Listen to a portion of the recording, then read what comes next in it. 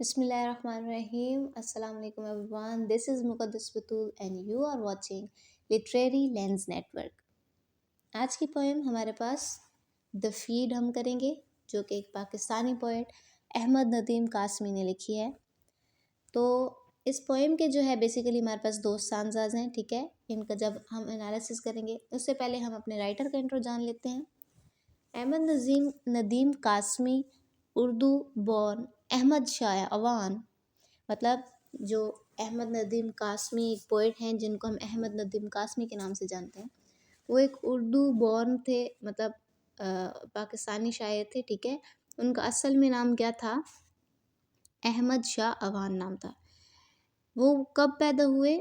20 नवंबर 1916 में वो पैदा होते हैं और उनकी डेथ होती है 10 जुलाई 2006, यानी कि 2006 में उनकी डेथ होती है। जो कि हमारे एरा में ही वो मतलब पैदा हुए थे। नहीं पैदा तो मतलब हमारे एरा में नहीं हुए थे, हमारे पेरेंट्स के एरा में हुए थे, लेकिन अभी उनकी जो डेथ रिसेंटली हुई है 2006 में हुई है। वो एक उर्दू लैंग्वेज के पाकिस्तानी पोइट थे, ठीक है। जर्नलिस्ट थे, लिटरेरी क्रिटिक थे, ड्रामाटिस्ट और शॉर्ट स्टोरी ऑथर भी थे। उन्होंने जो है 50 किताबें लिखी हैं अपनी पोइट्री पर, फिक्शन पर, क्रिटिसिज्म पर, जर्नलिज्म पर एंड आर्ट पर। इनको अपने मतलब उर्दू में जो वो शायर थे ना उर्दू के, तो उस टाइम के उनको अच्छा एक कॉन्टेम्प्रेरी पोइट समझा जाता था। उर्दू में तो उनका एक नुमाया नाम था ही था, लेकिन उन्होंने अब साथ ही साथ इंग्लिश में भी अपना यानी कि राइटिंग्स उन्होंने की। तो आज हम उनकी एक पोएम पढ़ने वाले हैं जिसका नाम द फीड है, जो कि बेसिकली एक चिड़िया, एक यानी कि चिड़िया और उसके बच्चों की कहानी है। उनके बारे में वो बताता है कि कैसे इंसान को, चलो इस मतलब इधर पोएम में तो हमारे पास बर्ड्स के बारे में वो बात कर रहा है, लेकिन मैसेज क्या होता है कि वो इंसानों के बारे में वो मैसेज देना चाह रहा होता है कि कैसे एक इंसान को इंडिपेंडेंट होकर अपने लिए, अपने सर्वाइवल के लिए खुद वर्क करना पड़ता है। तो आइए चलिए इसका एनालिसिस करते हैं। हमारे पास पहले है स्टांजा 1, और स्टांजा 1 में हमारे पास कितनी लाइन्स हैं? बेसिकली 6 लाइन्स हैं। इस पोएम का मैं आपको तरतीब बताते चलूँ कि किस तरतीब से लिखे। अब कुछ पोएम्स होती हैं जिनमें राइमिंग स्कीम को फॉलो किया जाता है, जिनकी जो सारे रिदम होता है क्रिएट किया जाता है, लेकिन इसमें ना लाइन्स को जो लाइन्स की लेंथ है वो बराबर नहीं है। लेकिन इसने क्या किया, बेसिकली उसने एक मैसेज देने की कोशिश की है। तो पहले स्टांजा में वो कहता है, holding a grain of millet in her beak. Grain यानी कि दाना, मिलेट बाजरे का, इन हर बीक चोंच में, कहता है अपनी चोंच में बाजरे का एक दाना पकड़े हुए, the mother sparrow has come to feed, के माँ जो चिड़िया माँ है खिलाने आई है। The young ones are so tiny and small, जो उसके बच्चे हैं वो बहुत ज़्यादा छोटे हैं, नन्हे मुन्ने छोटे हैं। From head to toe they are beaks, कि सर से पाँव तक उनकी सिर्फ चोंच ही नज़र आती है। व्हेन दे क्राई, जब वो रोते हैं।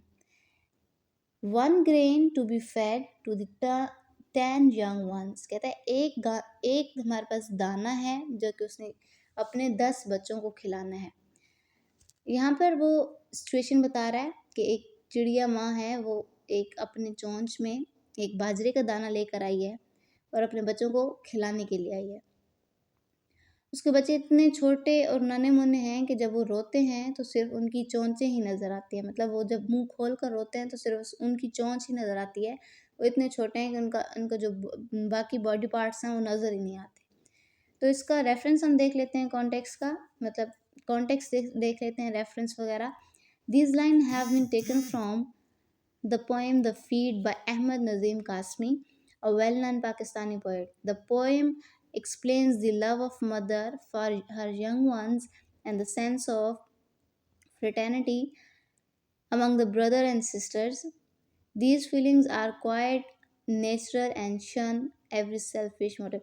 वो कहता है कि इस पोएम में बेसिकली एक हमारे पोएट जो हैं एक मदर लव ऑफ मदर बताते हैं कि एक माँ जो है अपने बच्चों से कैसे प्यार करती है, और सिबलिंग्स का रिलेशन भी बताते हैं कि उनमें कौन किस किस्म की जो है बॉन्डिंग होती है।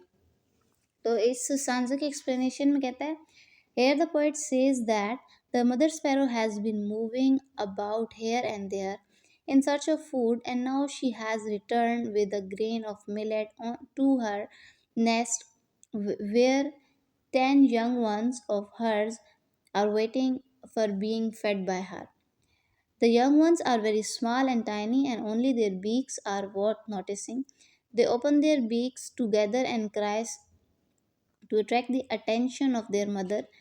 There is only one grain of millet in her beak to be fed to 10 young ones, and this is the only source of nourishment for them.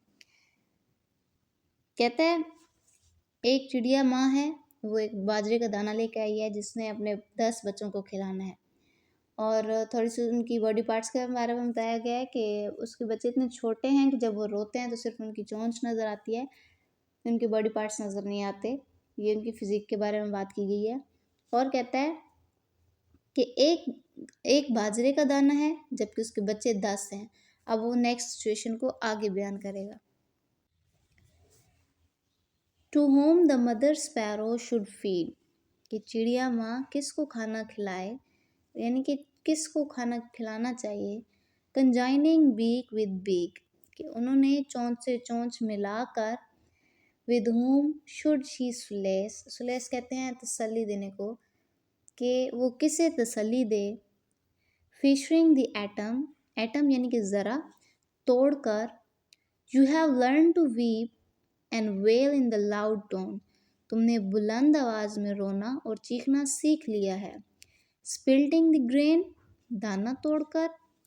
You have learn to set life on foot, तुमने ज़िंदगी में अपने कदमों पर खड़ा होना सीख लिया है। Could you split the grain, क्या तुम दाना तोड़ सकोगे। One grain to be fed to the 10 young ones, के 10 बच्चों को खिलाने के लिए एक दाना है। एक्सप्लेनेशन में वो कहता है कि in these lines the poet says that the mother sparrow wonders whom she should feed as she has only one grain and 10 beaks are waiting for it। कहता है मदर स्पैरो जो है वो हैरान कौन है, वो हैरान है, सोच रही है कि वो किस बच्चे को उसको खाना खिलाना चाहिए, जबकि एक उसके पास बाजरे का दाना है और 10 चोंचें इंतज़ार कर रही हैं कि हमें खिलाया जाएगा। Besides, their beaks are so close to one another, they are render it impossible for the mother to feed one and leave the other. कहते हैं वो इतने नज़दीक, उनकी चोंचें एक दूसरे के इतने नज़दीक हैं कि अब मदर स्पैरो के लिए इम्पॉसिबल है कि वो एक को खिलाए और बाकी को छोड़ दे। She doesn't know how to choose with whom she should show her sympathy as they all need and deserve her sympathy. कहता है उसको नहीं पता कि वो किसके लिए सिंपैथी शो करे, क्योंकि वो सारे डिज़र्व करते हैं सिंपैथी और उसके लव को।